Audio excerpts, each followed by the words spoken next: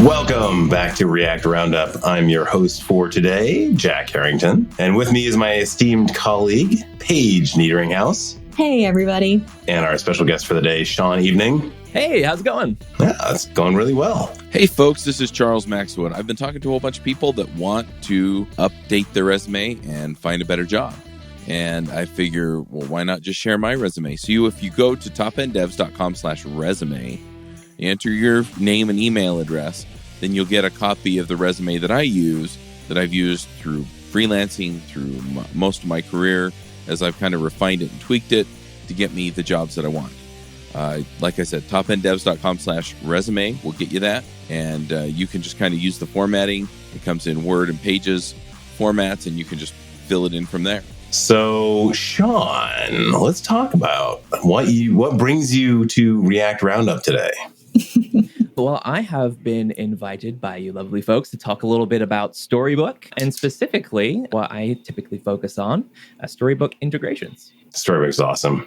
Oh my gosh. And there's and there's a new release. There is, where we just launched the beta last week, and we are getting pretty close. I think I can share this because we're announcing it tomorrow. We're going to be doing a Storybook Day, small one-day conference to talk about Storybook 7.0. There's a really, really cool website where you can get this like 3D customizable like ticket. Ooh. This is the thing. Like Next.js really like spearheaded the whole like really cool landing page thing. And they're like, everybody's like, yeah, I gotta do that. Yeah. Absolutely. A 3D ticket. Yeah. I'm in. Where we lovingly stole that from them for this. Yes. It's fantastic. And my colleague Varun, who does a lot of these sites and stuff for us, he's just so good. Yeah. I can't wait for everyone to see it. It blows my mind every time I see something new from it. It's funny because it's all about just limited by your imagination nowadays. You got to like think this stuff up, and then there's like, that's the tough part. Then, you can ask Chat GPT to do these. Now you can. Oh my gosh, so much fear and loathing around Chat GPT. All right, so when is this conference happening, Shaun? Tell us the dates. How do you get there? How do you sign up? I believe that it's March 1st. Mm-hmm. The website will be announced tomorrow. I have been asked specifically. Don't give that. Well, this is going to come out in weeks, so don't worry about it. You're good. Oh, for sure. Yeah. Perfect. Right. Yeah. I believe it's storybook.js.org/day. Okay. But, awesome. I'll double. We can drop that in the show notes. Yes, absolutely. If it's wrong, then just bleep it out or just do voiceover. Just edit it. Yeah, you're good. Fix it in post. We got this. We got to fix it in post. Exactly. Well, so what should we expect? Can you leak the big announcements, or what are we talking about here? Will there be workshops, speakers, free swag? Yeah. So when you sign up for your ticket, you can actually put in your name and address, and we're going to send everyone some Storybook stickers, which awesome. is pretty cool. I have already signed up. Yes, I am at Chromatic, and I do get a lot of Storybook stuff from time to time, but I won't say no to more. So, exactly. More stickers are on the way. There's going to be a lot of different speakers from the Storybook community to talk about everything Storybook 7.0. I don't think there's any like secret special announcements. Or maybe I'm like Tom Holland and I haven't been given the full script. Yeah, because they know you're just gonna leak, they man. Can't trust you. Yeah, no, you can't be trusted. Exactly. But yeah, we're gonna be talking about all the cool things that we've already started to talk about for Storybook 7.0. The thing I'm most excited for is our framework API, which has let us bring a lot of really cool stuff in. So Vite works out of the box now. Ooh, nice. My colleague Kyle Gatch, along other folks at Chromatic, have been working on getting Next.js working out of the box. And so we put out an article about that last week, which is super, super exciting. And there's tons and tons more stuff there. So, yeah. Well, I'm going to pull TJ here for a second because I just want to make sure everybody's up to speed. So there might be folks, I don't know who those folks might be, who might not know what Storybook is. I was just going to say Shaun, can you give us like a 20-second, 30-second primer on Storybook? Oh, I do this all the time. I'll show up at like parties and stuff. Well, yeah. Imagine that. Imagine you're at a party and somebody's like making you a drink, and they're like, "What do you do for a living?" I'm like, "I work on Storybook." Yeah. So I am a developer experience engineer at Chromatic, the company behind Storybook. And so Storybook, for those who don't know, is a sort of front-end workbench is what we're calling it there. To be able to not only render components in isolation, so you can look at different themes, you can change out your locale. We've also seen a lot of people do some really cool stuff with just mocking all the different parts and be able to run their entire UI or like chunks of it without booting up the full app and having to like go through full user flows and make sure the state's in the right way. That's cool. Right state. Yeah. And people are always finding new ways, new things to do with Storybook. I think a couple of months ago, we had a game developer who was using Storybook to show little pieces of their game. I'll share a link to that. It's one of the coolest things I've ever seen. Yeah. But I mean, you were just saying that it basically allows you to pick up anywhere in the story, so it's like you could have the 10 million credits section of the game and not have to worry about actually getting to 10 million credits just to test it. And you don't have to pay for the play to win. Right. There you go. Do people have to play? Here's another TJ question. Do people have to pay for Storybook? No. It's a free open source tool. Cool. It's always going to be free. So yeah, use away to your heart's content. How does Chromatic make money? Are you a consultancy? No, so we have a paid tool called Chromatic. Okay. Which is like Storybook multiplayer, is the way I describe it. To use the game's metaphor, Sure. Storybook itself is like, your one player like campaign. And then when you use Chromatic, it's for collaboration. It's you throw it into your CI. It's a place to be able to do visual reviews of PR, so you can look at the snapshots of. Oh, nice. After your PR, you can see like, by changing the margins here, this screwed up like half of the app. Not just this one component that I changed it for.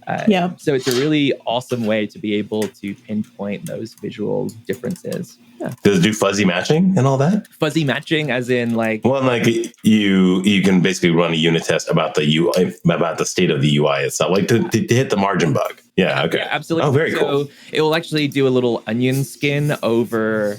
Oh, that's cool. Oh, nice. Oh, okay. All right then. So you can see like a little green box, and you can turn it off so you can actually see what's behind there. They have a fun like strobe the diff where it does like a little party parrot overlay.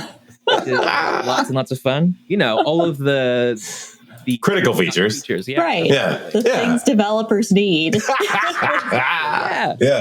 Mm-hmm. Yes. The thing that ChatGPT can't do today. Exactly. Yet.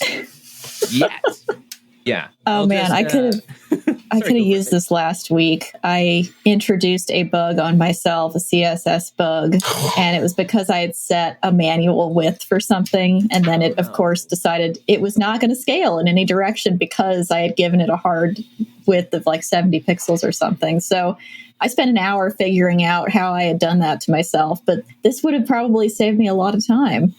Absolutely. Yeah, I'll pour one out over here for you for that. Like I have done that to myself so many times. It's never fun. You never feel great once you found it either. No, because I had done it to myself, just thinking I was being smart, fixing one thing, and then breaking several others. That's the problem, right? You fix the one thing, you're like, yeah, I fixed it, and then you broke everything else, and now you got to fix that. Now you got to fix the bug, and you still have the bug that you hadn't fixed because now the manual width fixed, that's not working either. So now you got to figure.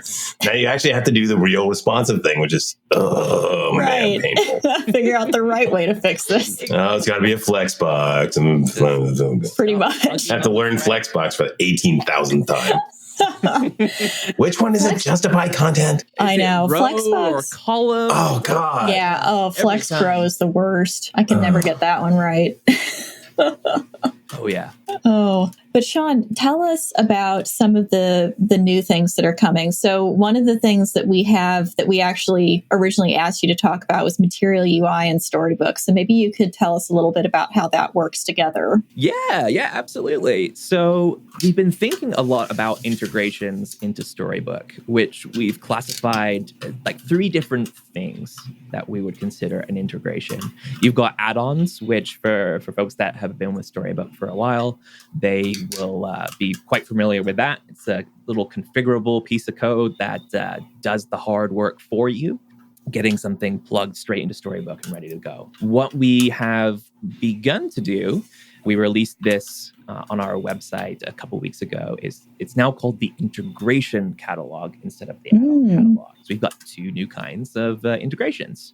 One, which is recipes, which is exactly what that Material UI blog post falls into. So we also have frameworks, which is something like Next.js. That is a big package, all of the heavy lifting to make sure that works together. Yeah. So it's sort of a class of its own there. But recipes, we want to talk about recipes. Yeah. Yes. Before I go down a different rabbit hole, as I am. We want to talk in depth about Material UI because I've struggled with this myself, and I would like to know if there's an easier path. There is, and I'll send you the link, the recipe. Oh, please. So it is in our blog, but recipes are a little bit different. This is something that we want to maintain over time and make sure it still works. So for our blog, it's great that we can put instructions out there, but we can't keep going back into the blog and editing the post. Sure. So this is something a little bit more concrete and updatable. So there'll be individual pages. So this just goes through like the steps of how to make sure that your Material UI components work and like show up properly in Storybook. Yeah, the theming, that's the big deal. That's gotta get always the theme provider and Yeah. So the steps, I think I've probably got it memorized at this point. I've read it over so many times. So you want to make sure all of your fonts are loaded correctly into Storybook. So you've got your Roboto font and the icon font. Unless you're using a custom font, which we are. You're using a custom font. Right. Of course. Why wouldn't you? Oh, yeah. It looks slightly different than Roboto. Just very, very slightly. Oh, no. But it needs to be. But it needs to be that font. Oh, my God. Of course. Well, as long as, so the recipe does say you should definitely try to load that as a static resource instead of from the Google Fonts API. One, and make sure you can develop in like airplane mode. You're not trying to go out and grab that. It's already in your Node modules. Just don't nuke those Node modules on the plane. You won't be doing No, you don't want to do NPM on a plane. No, definitely not. So yeah, as long as you load them in statically, it loads faster too. If you're going to use Chromatic, that also helps for the snapshots. We found that if people are trying to pull that in from like a CDN, it will show the first font first, and then it'll snap over, and you're never quite sure when. So there's like, the font's different, or the spacing hasn't been set yet, and so. Well, the font's different on this particular run because the CI/CD just had a slightly less good connection to the internet on that one run. Yeah. Yuck. Kind of a pain in the butt. Oh my God, yeah. Static loading of your assets really helps with Good idea. Yes. Great thought.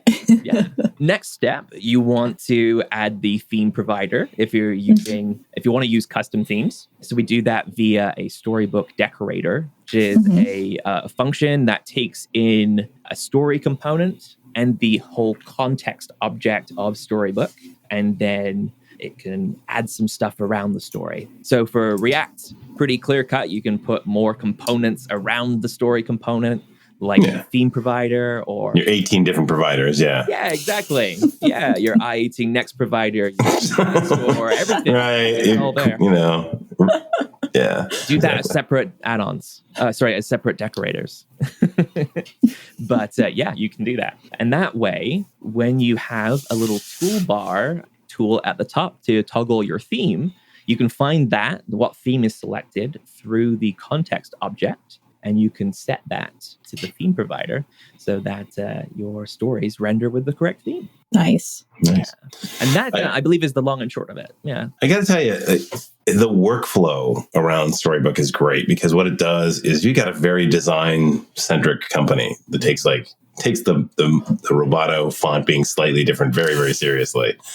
Being able to deploy a Storybook and then have them kind of look at the components very much in isolation and be like, oh, this is what a table is going to look like. And this is what the mini table is going to look like. And this is going to, and they can adjust the breakpoints. They can show it on mobile, laptop, tablet, whatever, what have you. And you can literally just get bugs against that. And it's so much nicer than, and what does the low data mode look like? The no data mode, the, no records found, but all those kind of things. Yeah. And then you plug it in, the app, hook it up. Boom. Voila, you're good. Yeah, it just worked. TM. Yeah. Just works. So our new tagline for that is UI without the grunt work. Yeah. Yeah. It's a good that one. was pretty snazzy too. I like that. Yeah. Well, I would say it's like UI, but the only thing you have to worry about is the margins and the padding, because after that, it's like, wait, this page does, like how the components all get together. That can be exactly lots of little fixed width bugs, thanks to Page. So we have an add-on for that.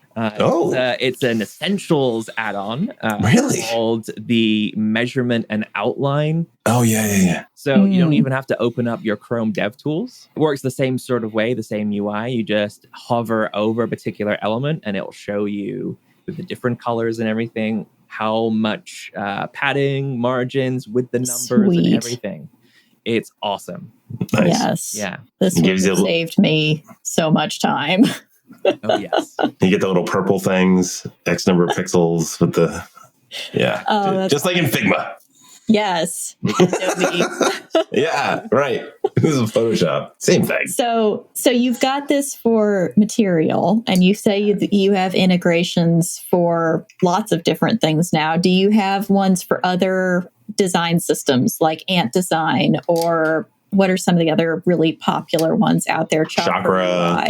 Tailwind, you name it. Tailwind. You mentioned you're really setting all this up for me to tee it all off here. So there's a ton of add-ons from the community where people have made pre-configured tools to be able to pull a lot of this stuff in, which is fantastic. I love all these community add-ons. We still find that we get a lot of questions as well. So there are going to be recipe pages for a lot of those UI libraries as well. So actually yesterday I was writing one for Tailwind CSS, and I'm going to be working on the one for Chakra this afternoon. Nice. Really just going through as many of these as possible. I know we're on a React podcast, so would it be a faux pas of me to mention a non-React? Not at all. Actually, Page is all Svelte now, Really? I am not. What? I thought you guys were doing Svelte too. I mean, we are. We have some sites that are built with Svelte, but Next.js is the one that I'm most focused on at the moment. Okay. But yes, if you can talk about anything JavaScript, CSS, HTML, totally fine. Just run the gamut, Shaun. Go for it. Awesome. So I wrapped up one earlier this week for Vuetify. So the Vue community really likes really likes to get content for them, and we have been sorely lacking that department as a React first group. But we really don't want to leave folks out. You mentioned Svelte. Yeah. We have that almost ready to go for 7.0 as well. Nice. So that will be ready to work out of the box. Vite and all, however you like to develop it. Yeah, hopefully we've got it. We're working on it. Yeah, we got Next.js. I had an article from a while ago adding React IE18 Next into Storybook. And I have some examples for Transloco for Angular, and also Vue IE18 Next that I still need to write up the actual instructions for. But I have all of these example repos that I've just been fiddling around with in my downtime. Hey there, this is Charles Maxwood. I'm excited because I wanted to let you know about this thing that I pulled together that I've been dying to have this for years, and I never felt like I could. And then I just realized that there's no reason why I can't. So I'm putting together a book club, and we're going to read development-focused books, career books, technical books, whatever. The first book that we're going to do is going to be Clean Architecture by Uncle Bob Martin. If you're not familiar with Clean Code or some of the other stuff that Bob has done, check that out. I've also talked to him on the Clean Coders podcast, which is on Top End Devs. But we're going to get on. He's going to show up to some of our meetings. And what I'm thinking is we'll probably have like 5 or 6 people part of the conversation along with Bob and I at the same time. And we'll just, so somebody can come on, they can ask their question, and then we'll just rotate people through. So we'll mute one person, unmute another person when it's their turn to come on and be part of the discussion. So we'll do that for like an hour and a half. And then the other part of it that I'm putting together is just kind of a meet and greet gather area on GatherTown. And so after the meetup and the call, what we'll do is we'll all go over to GatherTown, and you can just log in, walk up to a group and have a conversation. And that way we can all kind of get to know each other and make friends and get to know people across the world. One thing that I'm finding is that, the meetups are starting to come back, but a lot of people don't have the opportunity to go to a meetup. And I really want to meet you guys and talk to you. So we're going to put all that together. It'll all be part of that book club. You can go to topenddevs.com/book club to be part of it. And I'm looking forward to seeing you there. The first book club meeting will be in December, the beginning of December. We're starting the first week of December. And you'll also be part of the conversation about which book we do next. I have one in mind, but I want to see where everybody's at. So there you go. Nice. How about deploying it? Like if I want to just get this thing out to an S3 bucket, so my product managers can look at it and tell me where my margins and fonts are wrong. I really had to deploy to find out. Well, they don't want to run my app. They don't want to run Storybook locally. They don't want to connect my local host. I got to deploy the thing. Yeah, of course. So the Storybook CLI has a way to build it down into a static site, and then you can upload it, deploy it anywhere that you like. However, I'd be remiss if I didn't mention that Chromatic does offer free Storybook hosting on their free accounts. I swear I wasn't setting you guys up. Didn't know about that. I didn't know about that. Perfect. But that sounds great. Now I do.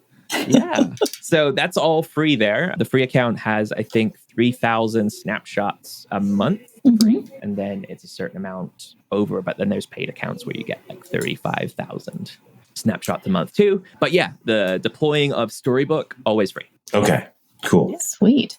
So do you offer like a self-hosted or an enterprise level option for Storybook too? Because I know for big companies, having the free account is usually not an option. They want that security too. They want exactly. Nobody can look at our sacred design system. Yeah, okay. Our IP is protected. Right, protecting the button roundiness. Yeah, of course. So we're SOC 2 compliant and have an enterprise version available, an enterprise account. We don't have self-hosted right now, but we have everything for like single sign-on and all of that fun stuff for enterprise. Perfect. We normally have like a big checklist that we do with those clients to make sure that we meet all of their requirements and but SOC 2 compliant. So we get a lot of the check marks right out of the gate there. Yeah, nice. I just use static hosting, honestly. In my company, I think we use basic auth. As long as you know the password, you're good. You're in. You're in. The 3 people that need to look at this. Exactly. Yeah. Yeah. If I'm using my own stuff, I'll end up using something like Netlify or even Surge. Oh yeah. Quickly throw something up and away you go. But if you're working with a team, again, Chromatic is like your multiplayer storybook, and so it will deploy for every branch. That's pretty sweet. That's nice. That's really nice because you don't want to deploy into main, unless it's right. And so having something that people can see in the branch, that's very hard when it comes to S3. Of course, that's a hassle. Locally, you can use the Chromatic CLI tool you don't even have to push it up to GitHub or anything. You can just run the Chromatic command, and that will put it up on via your branch and everything. So it will build the Storybook down and deploy out for you right from there. So pretty sweet. Wow. Yeah. That'd be such a help to have, especially when you're doing the design review. and getting that in front of the designer to be able to get their feedback, that would be great. Absolutely. And so Chromatic is to bring all of those non-developer folks into the workflow, right? Mm-hmm. You can have a GitHub account to log in, but you don't need to. And then you can share it with everybody. Everyone can actually start to like leave comments and like approve the diffs for like your visual changes and stuff like that. So yeah. Oh wow, it can handle comments and stuff. You can like annotate things. Oh, absolutely, yeah. Not only can you write comments for like the whole snapshot itself, but you have the ability to click right at a certain part and leave a comment right there. So that's pretty sweet too. Sounds good. You know, it's one of those things where it's like, oh man, wait, where is this bug? Is this bug over in Jira? Is it over in GitHub issues? Now it's a new thing. Now it's going to be over in Chromatic. Right. It's selected to you. No. Right. Exactly. Yeah. Well, don't take my word for it. Try it out free today. Sorry, we're supposed to wait to the end for the pluggables, right? Oh yeah. Oh, that's fine. You can get ahead of yourself. That's when you plug kitchen gear. I often do get ahead of myself. Yeah. So I am curious, how did you get into working for Chromatic and working on Storybook in particular? Because it's such a handy tool to have, but a lot of times you don't really think about the companies that are actually behind these tools and how developers come to work for them, work with them. Yeah. It's that's a very good question, and I'll try and summarize it. Otherwise, we'll be here all day. So very early on into my career, I actually worked with Varun, who's I now work with at Chromatic. We work in a company called Wrangle. As I was getting started, I was really, really into making UIs look and feel great. And I found that a lot of developers, even front-end developers, would get sort of annoyed. They had a threshold. Yes. And then be like, no. This is ridiculous. Do we really need to support IE 10? Like, come on, really? Oh, well, that's a different threshold. Oh, absolutely. I'm not going to go like the pixel funging threshold of like, the 10th bug that is on like the margins being just not quite right. Yeah. The line height on the font is 1 pixel. Oh, come on. Can any user see that? No. But we can. Yeah, sure. That's the problem. Yeah, so I stayed in contact with Varun after he left, and he ended up at Chromatic quite a few years ago when it was still a very, very small company. And so I kind of knew that Chromatic existed, but in the meantime, I always ended up becoming the steward of my company's Storybook wherever I was. And I'm like, oh, well, someone broke it and no one was looking at it. And so, you just took it up and fixed it. Yeah. Like, all right, well, we need to add this plugin, or like we're missing this dependency. When I was working at Wealth Simple, I worked on the front end platforming team for a while. And so we had Storybook for React Native that tend to break fairly often because of the native dependencies. Because of React Native. Right. Also, which just breaks all the time. Yeah. Of course. Yeah. It's got its quirks. I like it. So yeah, I always kind of just ended up working in Storybook. And when I ended up on a platforming team supporting engineers internally, I sort of already got into the kind of work that I do now at Chromatic, but just for a company of like 300 developers, right? Turned into a globe full of developers from all over the world. Not terrifying at all. So yeah, it was kind of sort of a natural progression. I got laid off in the summer from Well Simple, and I knew that Chromatic was hiring. I knew Varun. And so I went for a chat. Initially, I talked to Michael Shillman about working on the Storybook team as like one of the core contributors. And he said, like, well, why don't you talk to Dom as well? Dom runs the DX team. And sounds like you might also enjoy some of that. And then we can decide how your interview process goes from there. And as soon as I've been on the call for like 5 minutes with Dom, and I'm like, oh no, I'm working on the DX team. It's happening. Yeah. Yeah. And the rest is history, as they say. Well, it sounds like a very natural progression. You go from being an internal advocate for Storybook to just working for the company itself.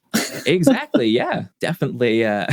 Pretty awesome. I still start work some days and go, is this real? What is it? Oh, nice. That's great. It's really, really cool. The company is still very, very small and everyone's so nice. I'm someone who gets like imposter syndrome early on, and I'm sure like we all do. Yeah. I want to know who isn't. What are you? No, yeah, right. Only a psychopath is like, I'm just the best coming into this. There's nobody better than me. Yeah. That's what. And by the way, that's the worst job to have. If you're not learning anything, if you're not working with people who are better, not better, but whatever, they have different skill sets, and you're learning every day. That's the great place to be. Yes, it's going to feel a little uncomfortable, but hey, absolutely, you just learn something new. You just learn something. Exactly. You just learn not to set a fixed width. Yeah. I've learned valuable lessons from myself. For myself, exactly. You're the one who learned that one. Yeah, that's true. From 5 minutes ago. Thank you for teaching me. Yeah. So I have a story about you mentioned like different skill sets and people tend to get imposter syndrome from that. But before, what I was saying is it's really hard. It was really hard for me starting at Chromatic to get imposter syndrome because you've got such a small company and everyone's so excited that someone new is joining. You get like DMs from every person. You're setting up all these coffee chats. Yeah. Yeah. It's everyone's so nice and friendly and excited. It's still really hard for me to be like, maybe I'm not good enough to be here. Is it all virtual? Yeah. Is it remote? All over the world. We've got a handful of folks in the Netherlands. We've got someone in Taiwan. Cool. There's a few of us in Canada. Then a big smattering of people across the US. So, yeah. Can I geek out here for a second and ask about micro front ends? Yeah. So, Module Federation and micro front ends, because there was some stuff done early on with Storybook and trying to get it so that you could remote load components. Is that still going on? Where does that sit?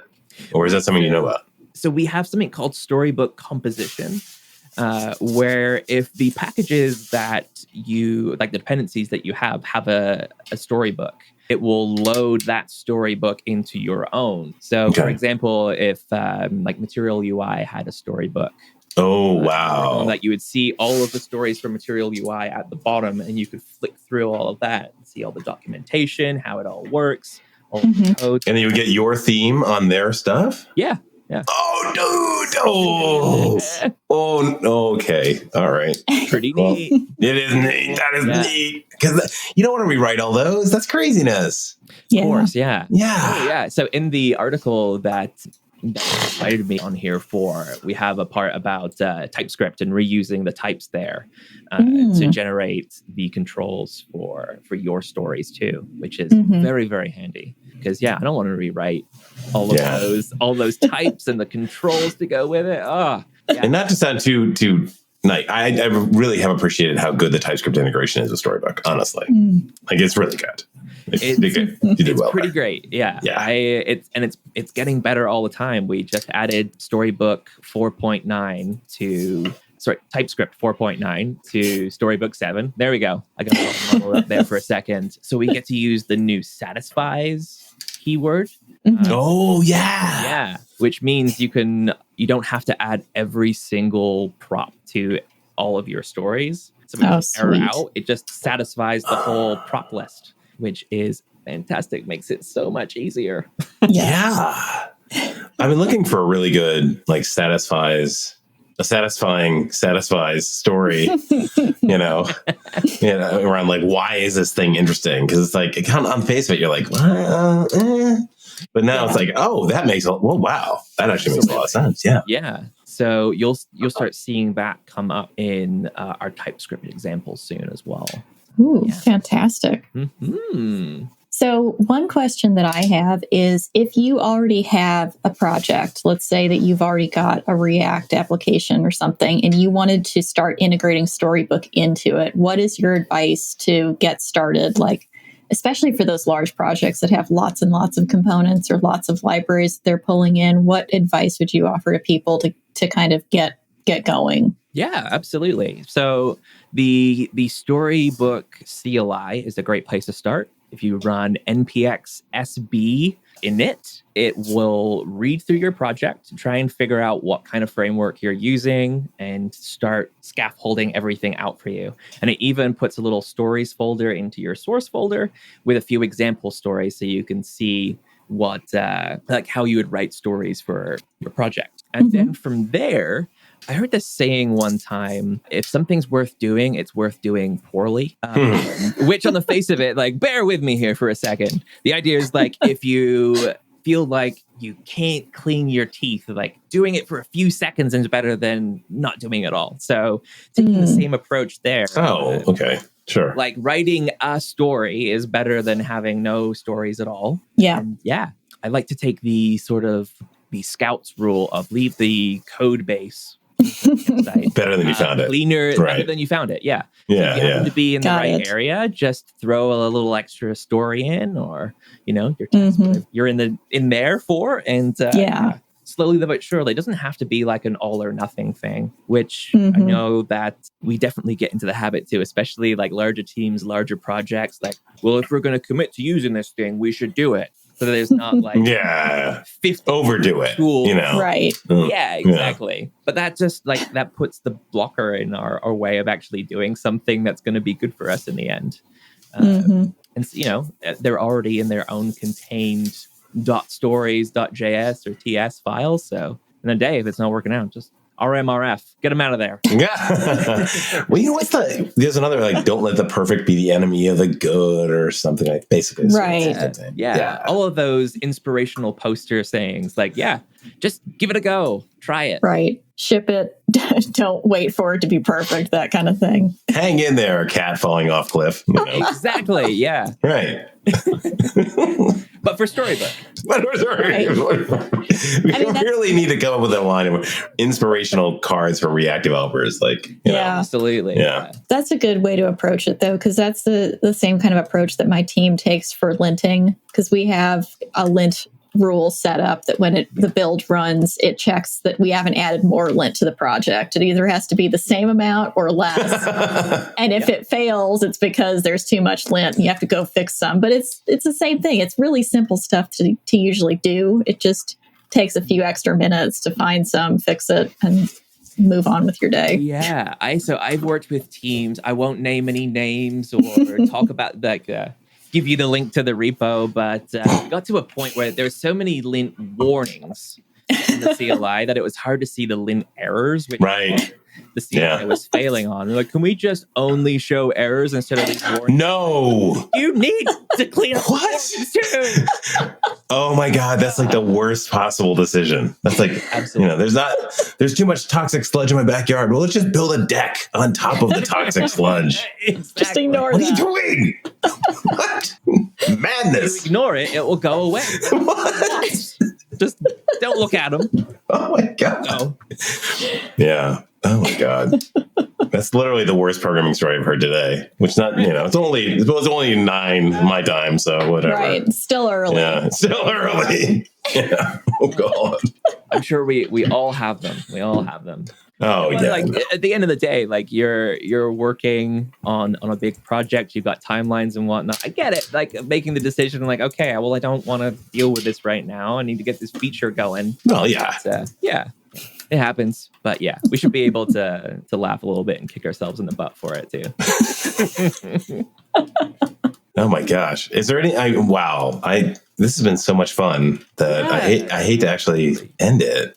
But I mean, is there anything we need to talk about that like big things we haven't talked about that we haven't? Because I think we covered a ton. Yeah. I mean, the new stuff with Storybook is so great. I'm in on this conference, man. I'm March. Here we go. I can't wait to see you there. It's gonna be a blast. Yeah, I'll talk a little bit about integrations like I did today. But I'll have little slides and probably some funny GIFs in there too. To keep it interesting.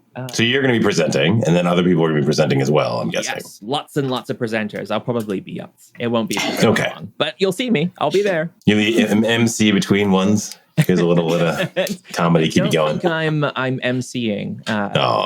You do well. Michael Chantastic is doing it. Oh. He will nail it. So yeah, Michael Chan is great. He's always fun to watch. Absolutely. Okay. Yeah, I don't think I have anything, unless you want to hear that story that I got distracted and didn't tell. Yes, please. Absolutely. Yeah. Absolutely. So, early on in my career, again, I was at Wrangle at the time. What was Wrangle? Wrangle is a JavaScript consultancy in Canada. Okay. A lot of really amazing people, like a lot of my best friends I met working there. Actually, my partner, we're getting married next year. Hey, congrats. We were sitting across from each other. Oh, no. Aw. Love it first keyboard click. Exactly. The first time I just mashed down on my cherry blue keys and annoyed everyone. She was like, Right. Yes, exactly. I could hear the click. Yeah, yes. I was like, yeah, that's the one. what confidence. Yeah. I'm sorry. So I distracted you. Go on. Story place. Yeah. So again, very early on into my career, being at Wrangle and all these amazing people, there were two engineers there that, have been in the industry for like a decade plus, and all of the stuff they do is so amazing. And I remember just being in awe of them and thinking like, I can never be able to code like that. I still don't think I can, but hey, whatever, here we are. And so I remember talking to one, so developer number one said like, developer number two does this thing that makes me feel like a moron. They're so good. I love everything about them. Like, hopefully one day I can be a developer as good as they are. And then a few weeks later, I was talking to developer two on their last day, and they happened to mention developer one and how they felt sort of inferior and not as smart as this other person. Like, wow, even these two powerhouses that I've looked up to for all these months, getting to work with them, I think they're both incredible, and they're like, I'm crap compared to the other guy. Like, yeah, you never know who like looks up to you and what you have to offer. Like, even if you're really, really early on into your career, you could be really, really good at something that everyone else in your team just maybe doesn't even have an idea about. Yeah. Like, there's always room to teach each other, regardless of your seniority. So. Yeah. Yeah. If you're feeling any imposter syndrome, just remember, there's probably someone thinking you're amazing. Maybe that's really great. Thank you. That's so inspirational. Yeah, it really is. We can put that on a poster. One of our one of our React cheer me up posters. I'll have my people talk to your people. We'll figure it out. We'll set up. Eventually, your code base will run clean, or or something like that. Yeah, right. We hope. Yay! Yes, that much hope. Yeah, it's somewhere between Demoral. You remember Demoralizer? Like there's those are great posters. I think. The demotivational posters. Demotivation. Yes. Yeah. I guess I should take a look at those. See if those are around still. Those are hilarious. Oh yeah. As it gets worse instead of it gets better, and it's in front of a beautiful landscape, and but then I giggle. So yeah, it's a good way to start the day. Exactly. Yeah. Have you ever wished that you had a group of people that were just as passionate about writing code as you are? I know I did. I did that for most of my career. I'd go to the meetups. I'd try and create other opportunities. And it was just really hard, right? The meetups, I got some of that, but they were only like once or twice a month. And it was just really hard to find that group of people that I connected with and really wanted to, talk about code a lot, right? I mean, I love writing code. I think it's the best. And so I've decided to create this community and create it a worldwide community that we can all jump in and do it. So we're going to have 2 workshops every week. One of those or 2 of those every month are going to be Q&A calls, right? Where you can get on, you can ask me or me and another expert questions. The rest of them are going to be focused on different aspects of career or programming or things like that, right? So it'll go anywhere from like deployments and containers all the way up to managing your 401k and negotiating your benefits package. We'll cover all of it, okay? And then we're also going to have meetups every month for your particular technology area. So we have shows about JavaScript, React, Angular, Vue, and so on. We're going to have meetups for all of those things. I'm going to revive the freelancer show. We'll have one about that, right? So you can get started freelancing or continue freelancing if that's where you're at. And I'm working on finding authors who can actually do weekly video tutorials on something for 10 minutes that's related, to those technology areas so that you can stay current, keep growing. So if you're interested, go to topenddevs.com/sign up, and you can get in right now for $39. When we're done, that price is going to go up to $75. And the $39 price gets you access to 2 calls per week. The full price at $150, which is going to be $75 over the next few weeks, that price is going to get you access to all of the calls and all of the tutorials and everything else that we put out from Top End Devs, along with member pricing for our remote conferences that are coming up next year. So go check it out, topenddevs.com/sign up. All right. Well, let's do our picks. Paige, what do you have for picks this week? Sure. So I have a holiday themed pick for everyone. Not sure when this is coming out. It may be before Christmas. It may be after. But if you like to make holiday drinks and you're looking for something besides the traditional eggnog that most of North America is very fond of and familiar with, I would recommend you try out Punchacreme, which is the Caribbean South American version of eggnog. So my husband is originally from the island of Trinidad. So it's a normal tradition for his family to make, but it's basically condensed milk, evaporated milk, rum instead of bourbon. Yeah, as you do. Lime peel, because we've got that South American thing going on. And zesty. Then a little bit of bitters, because that just goes with everything, and a dash of nutmeg. So if you want to do something that's a little bit different, it's got a really nice flavor, still feels very Christmassy and rich and decadent, I will put a link to one of the many recipes for it, but it's excellent. It's a great drink for the holidays. Paige, that is now my pick. I don't have anything better than that. Okay. Well, Shaun, you don't want to do a pick? No, I've got picks. Yeah. Okay. I wasn't sure which way to go, and I didn't come prepared with any cooking utensil picks. Oh no! I know it's very classic for us. I feel like I'm being a little bit boring by sharing some developer tools here. So I've got 2. So first of all, I just started using Warp Terminal, which is so good. Even just being able to click and pointer goes, the cursor goes there. I love Warp Terminal. It's fantastic. It's amazing. Okay, can I just shout in for a second? I did a whole video on Warp Terminal, and half the comments, though, are like, I have to give a login to get into my terminal. And I'm like, what? And the guys are very into no, I never. And that's weird because all the developer tools nowadays, they ask for a GitHub login. I mean, come on. But yeah, whatever. I digress. So yes, I like it. Me too. Yeah. I think it's fantastic. And then on the note of the holidays, my favorite gift that anyone has given me this year is an invite to the Arc browser by the browser company. Which is what I'm talking to you on right now. It's amazing. It truly, as someone with ADHD who has a hard time focusing and trying to, stick to the task at hand, having the spaces and even the different profiles to only have things that you need open at the time is amazing. And when it auto archives tabs that I have open for forever and still haven't read, it gets rid of it for me instead of me panicking, being like, well, what if I need it one day? I'm like, right. It's there. Yeah. So treat yourself. Sign up for Arc browser. Sweet. That was going to be my pick. You killed me. Oh my God. But I will say there's you didn't mention that there's a picture-in-picture mode that's in Arc browser, which is so good. It's stupidly good. You just kind of it's exactly what you want. But that's the weird thing. It's it's trying to get you away from distractions. And the picture-in-picture is such an amazing distraction that it's so good. Anyway, Paige, have you gotten an invite? Because I'll gladly send you an invite over. I do not have an invite, but I would love to have one. Yeah. You want this. This is really good. Okay, so I'm going to come up with one on the fly. And it is a kitchen tool. Yes. So the Zojirushi, I would say, rice maker.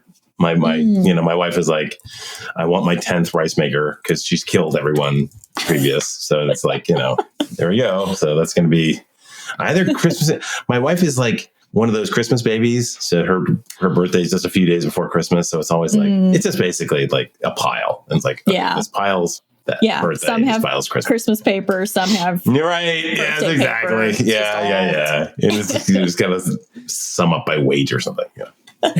Hey, I mean, you get Wow. it all out of the way in one go, right?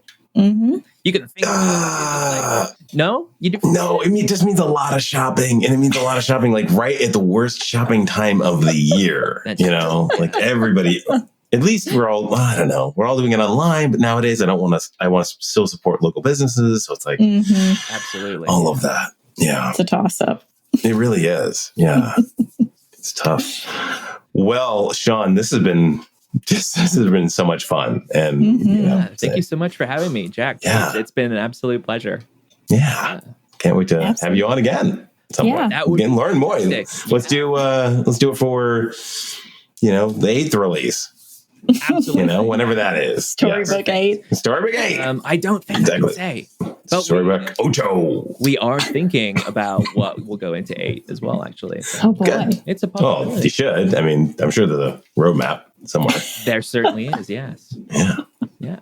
That's also Okay. like we talk about the roadmap every month, and anyone on our Discord channel is welcome Oh. to hop in and check it out. So Nice. Well, that's a nice plug right there. Yeah. there we Yeah. go. Put your Perfect. thoughts in here. Share your feelings. Exactly. Make Discord one of your 100 or so Discord. I mean, make that one of your 100 or so Discord servers that you're on. I Absolutely. think it's actually a limit, apparently. Oh. I think there is. Yeah. Wow. I'm not close. I think I'm like getting my 25s at least right now, but Oh man. God. It's too much stuff to keep I look up at with. Discord, feel like my brains are going to leak out of my ears. Yeah. If I had to pick one DM, though, it would definitely be Discord. There's so like Teams is abysmal. Slack is better. And then Discord's just great. It's pretty good. Yeah. All right. Well, this has been wonderful. Thank you so much. And we'll see you next week. Absolutely. See you then. Take care. Bye. Bye. Bandwidth for this segment is provided by CacheFly, the world's fastest CDN. Deliver your content fast with CacheFly. Visit CACHEFLY.com to learn more.